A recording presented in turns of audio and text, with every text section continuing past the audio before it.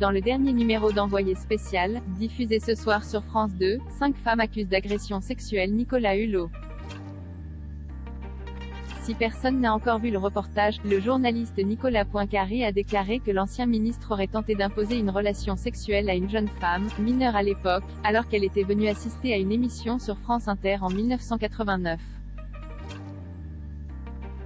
L'animateur l'avait raccompagnée à la gare et sur le parking, il aurait tenté de lui imposer une relation sexuelle, a-t-il déclaré sur RMC.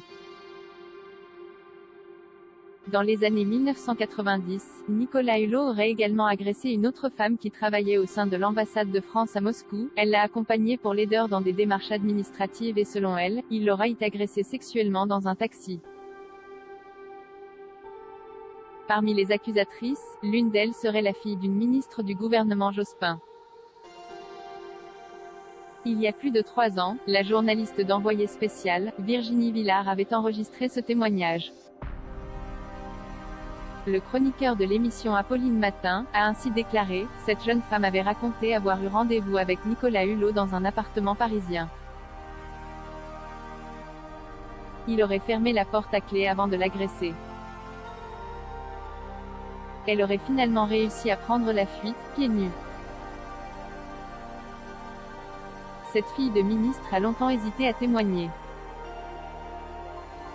Elle a même une fois donné rendez-vous à la journaliste d'Envoyé spécial avant de décommander alors que l'équipe de France 2 était déjà dans le TGV pour rejoindre la jeune femme chez elle dans l'Est où elle vit.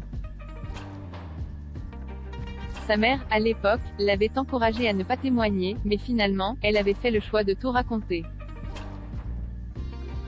Nicolas Hulot, ni de près ou de loin, je n'ai commis ces actes. Mercredi 24 novembre 2021, c'est sur le plateau de BFM TV que Nicolas Hulot a souhaité se défendre avant la diffusion de cette enquête de la chaîne publique. Je sais qu'à partir de demain, le lynchage va commencer.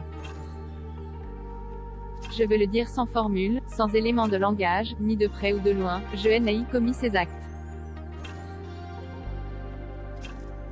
Ces affirmations sont purement mensongères, a-t-il assuré. Revenant sur ce qui lui est reproché, l'ancien ministre a déclaré « Depuis 4 ans, je subis le poison de la rumeur, des insinuations parfois des accusations au grand jour.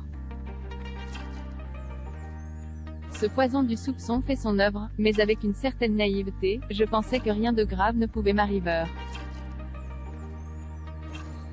Mais aujourd'hui, être innocent ne permet plus de dormir tranquille. » Après avoir annoncé quitter son statut de président d'honneur de sa fondation, Nicolas Hulot a dévoilé « Je quitte définitivement la vie publique. Je ne m'exprimerai plus.